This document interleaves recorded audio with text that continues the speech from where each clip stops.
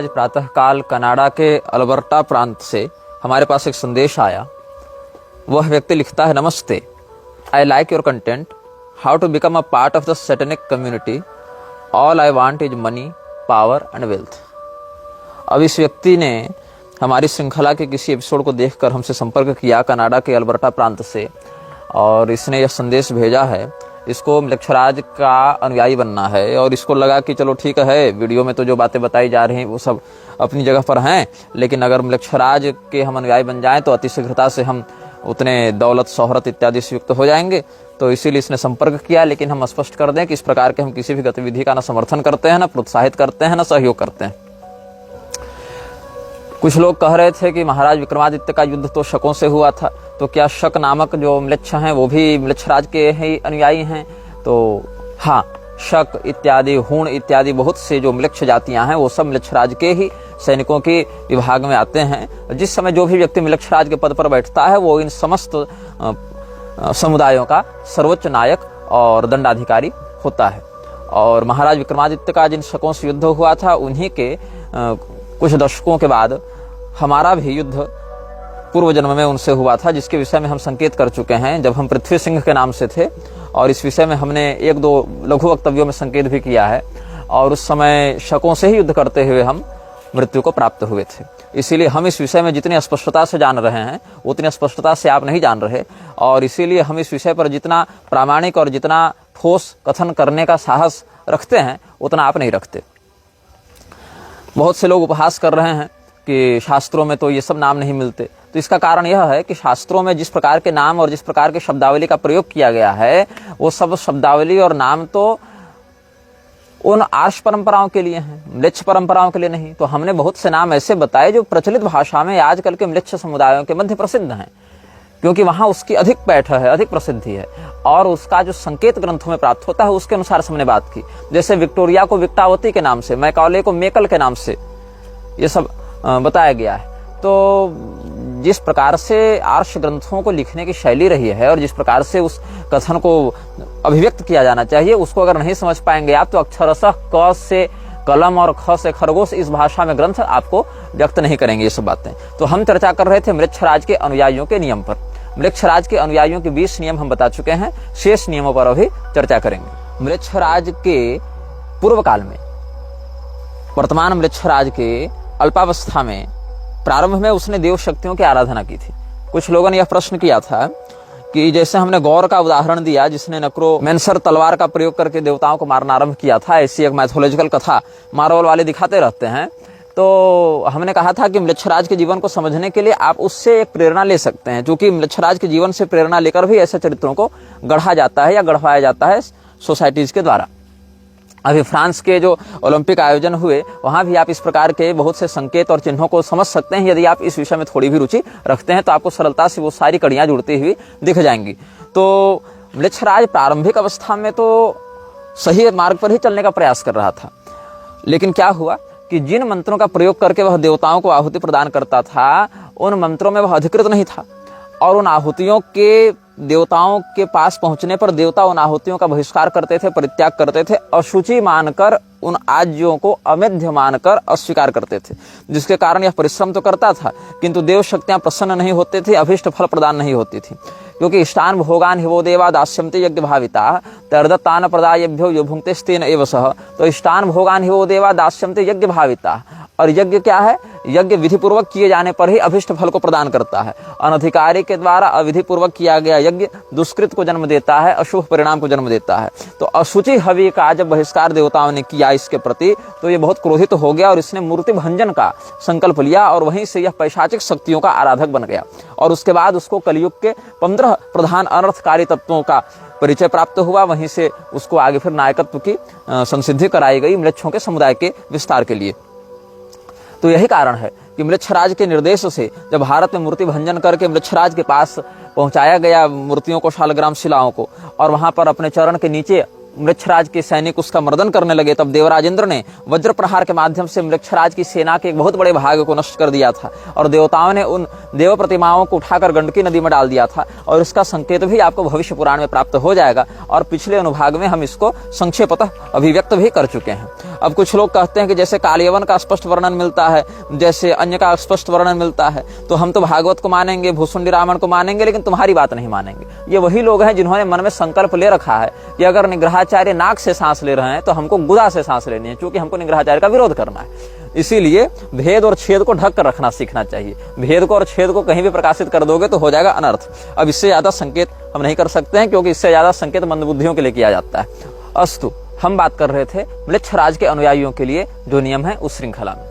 म्लेच्छराज के अनुयायियों के लिए जो 21वां नियम है, उसके आधार पर यह बात बताई गई है, किसी भी व्यक्ति को इतना मजबूर मत कर दो कि वह अपने अस्तित्व के लिए लड़ने पर विवश हो जाए, तब तक जब तक कि तुम स्वयं अपने अस्तित्व को दांव पर लगाने के लिए तैयार नहीं हो। अब जैसे मैं उदाहरण देता हूं, अब कोई व्यक्ति मुझ पर आक्रमण कर रहा है, मैं चारों ओर से घिर गया हूं, इधर कुआं है, इधर खाई है, सामने जंगल है या जो भी है, अपना ज्वालामुखी या जो भी है, पीछे वृक्ष है। अब मेरे पास भागने के लिए कोई अवसर नहीं बचा, कोई उपाय नहीं बचा, तो क्या होगा?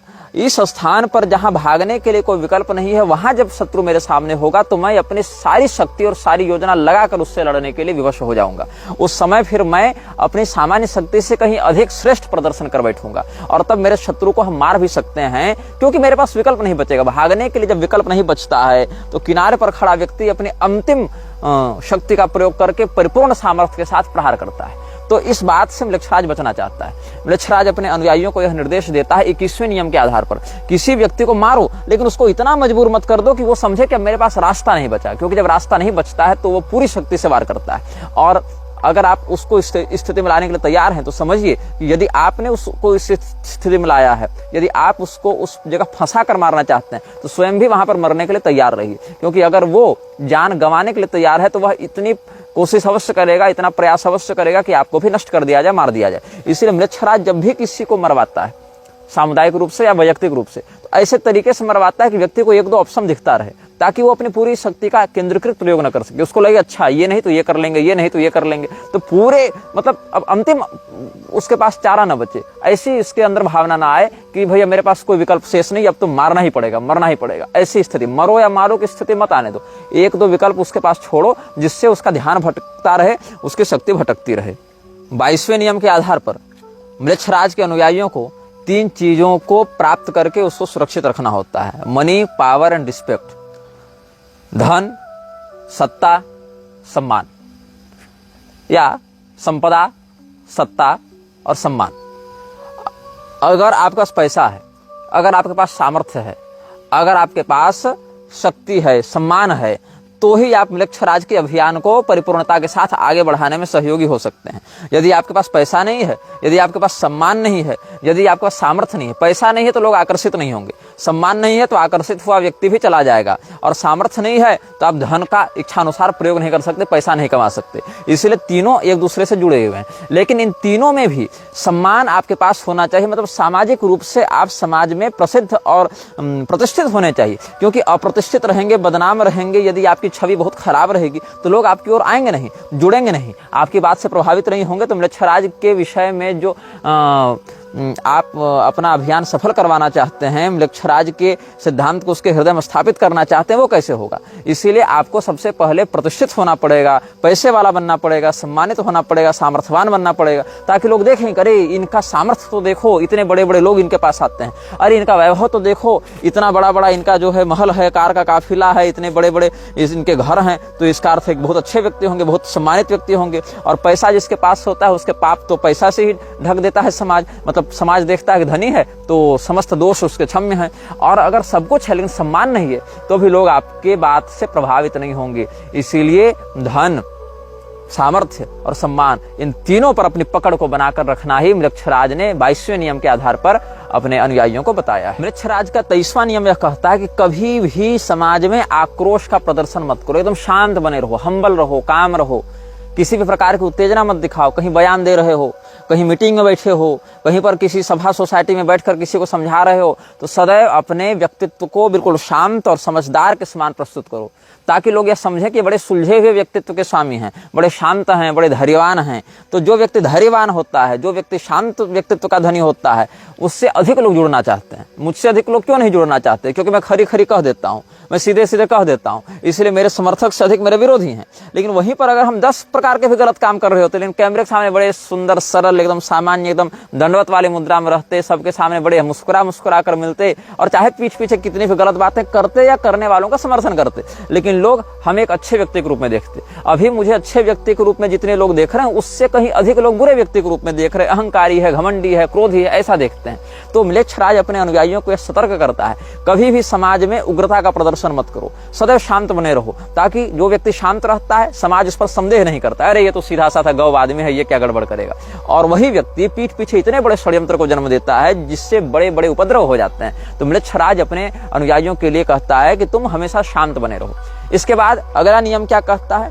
तुम्हारी उम्र सीमित है, तुम्हारा सामर्थ्य सदैव एक जैसा नहीं रहेगा, इसीलिए कभी भी खाली बैठकर समय नष्ट मत करो। देखो, अगर धार्मिकता और अध्यात्म की दृष्टि से देखो तो म्लेच्छराज के बहुत से नियम ऐसे हैं जो आदर्श के समान प्रतीत होंगे। ये तो अच्छी बात है कि समय बर्बाद मत करो, शांत रहो और समाज में सम्मान को महत्व दो। ये सब कुछ ऐसी बातें हैं जिससे लगता है कि बहुत ही आदर्श समाज की परिकल्पना करना चाहता है। और न्यू वर्ल्ड ऑर्डर वाले भी इसी प्रकार से प्रस्तुत करते हैं स्वयं को कि हम एक विश्व में आदर्शतम व्यवस्था को जन्म देने वाले हैं। हम एक ऐसी व्यवस्था को लेकर आएंगे जिसमें कोई अन्याय नहीं होगा, कोई अनीति, कोई भेदभाव नहीं होगा, ताकि अधिक से अधिक लोग आकर्षित हों। लेकिन ये जो आदर्श कल्पना है वो धरातल पर इतनी भयावह है कि जब आप अंदर से इसको समझेंगे तब समझ में आएगा कि ये तो सोने के घड़े में रखा हुआ जहर है।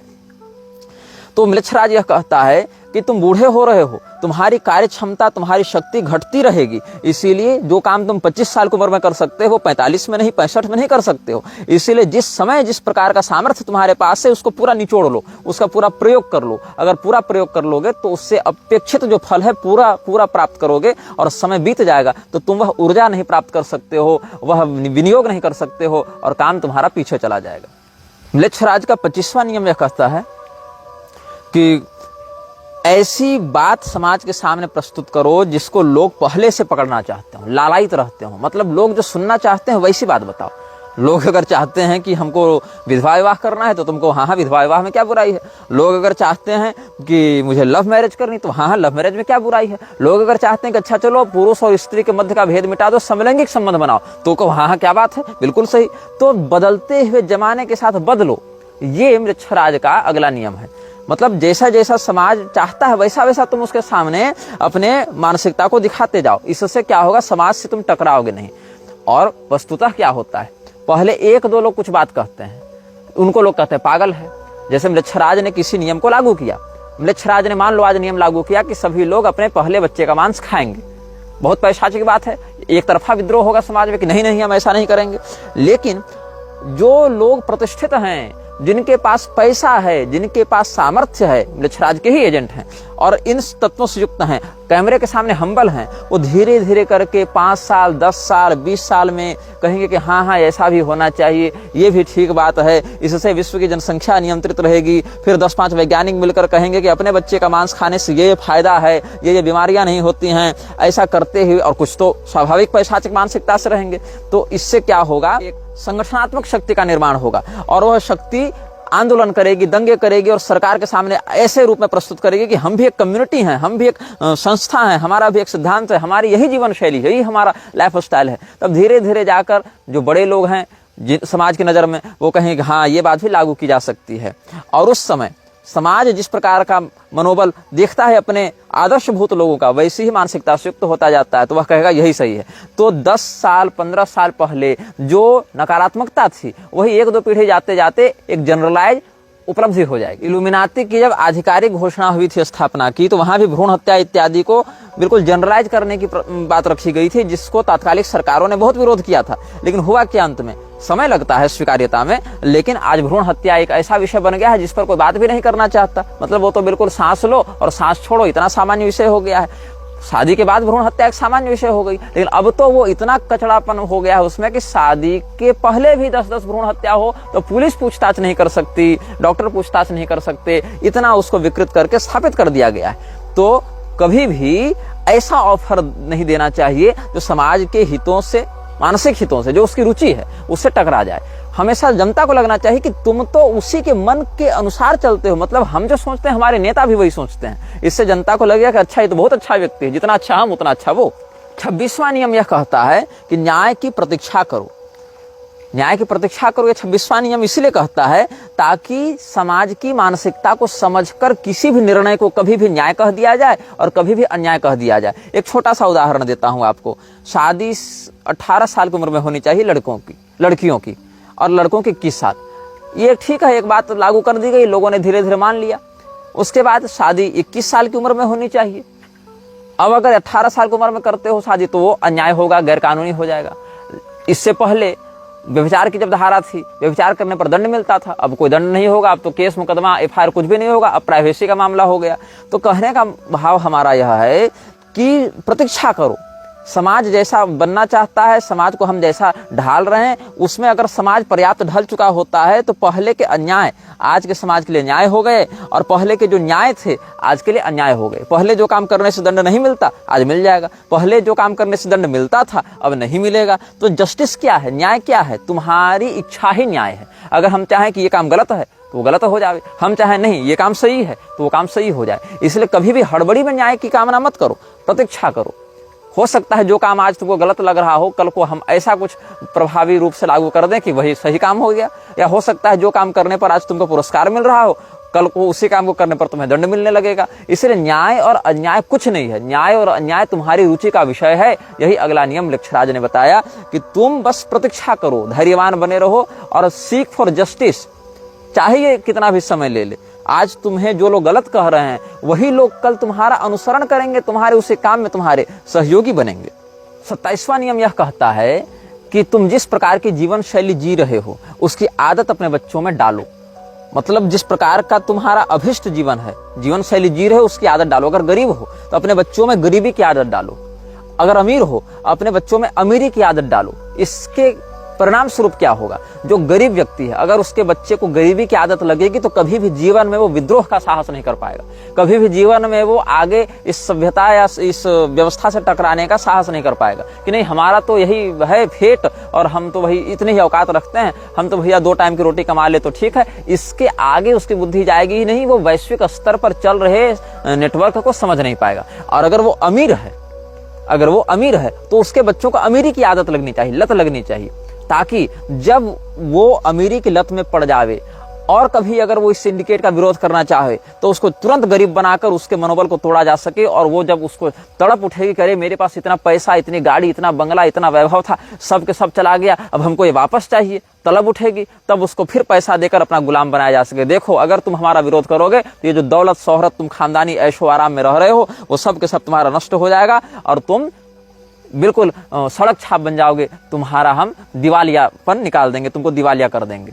तो ये अगला नियम है कि जो तुम्हारा बच्चा है उसमें अपने ही स्थिति की लत डालो। गरीब है तो गरीब बनने रहने दो उसको, ताकि वो विद्रोह न कर सके, उसकी बुद्धि अपनी रोटी के आगे न जा सके। और अगर तुम अमीर हो तो अपनी अय्याशी को पूरा करने के लिए तुम हमारे गुलाम बने रहो। मृक्षराज का 28वां नियम यह कहता है यदि तुमने कोई ऐसा कार्य कर दिया है जिससे हमारे अभियान को खतरा है तो उस काम की भरपाई तुम ही करोगे, उस गलती की भरपाई तुम ही करोगे। ये नहीं कि हमने गलती कर दी और भरपाई करने हमारे सीनियर अधिकारी आएंगे, नहीं। जो गलत तुमने काम किया, जो तुमने त्रुटि की, जो तुमने भूल की, उस भूल की भरपाई तुम करोगे, उसका सुधार तुम करोगे। और अगर ऐसा करने में तुम असफल होते हो तो सीधे सीधे तुमको उस पूरी कड़ी से हटा दिया जाएगा, वो पूरी कड़ी ही तोड़ दी जाएगी। जैसे किसी खेत में आग लगती है, भगवान न करे कभी आपको ऐसा नुकसान उठाना पड़े, ऐसी हानि उठानी पड़े, लेकिन किसान क्या करता है, जैसे खेत में आग लगी तो अगल बगल के खेतों की फसल को काट देता है, चाहे वो पकी हो चाहे न पकी हो, ताकि ये फसल बर्बाद हो। फर्स्ट लेयर में आग लगी, सेकेंड लेयर की दूसरी परत की फसलों को काट दिया ताकि तीसरे परत की फसल और उनसे जुड़े खेत बच सके।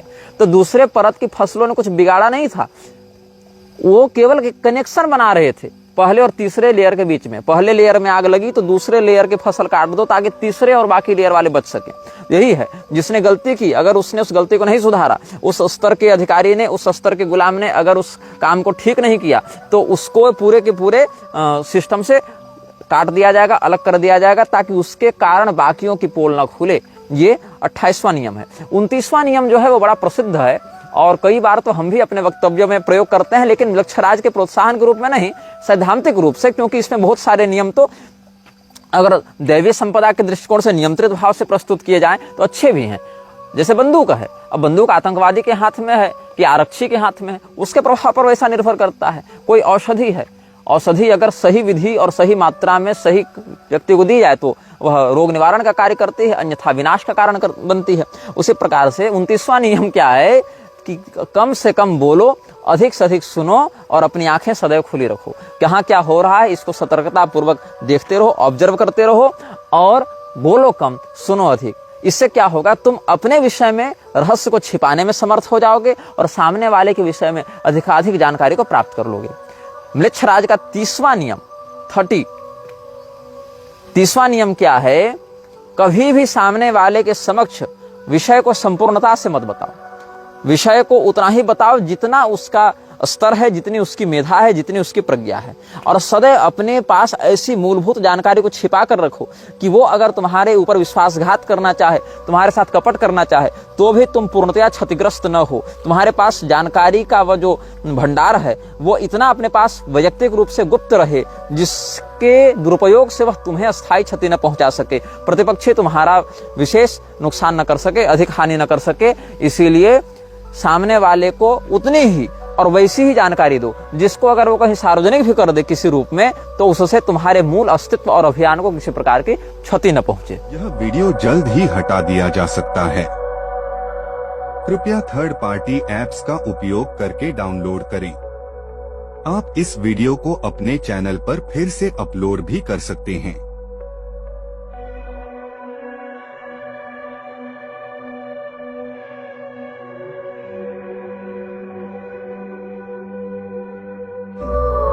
This video may get deleted soon. Please download using third-party apps. You may also re-upload this video on your channels. Thank you.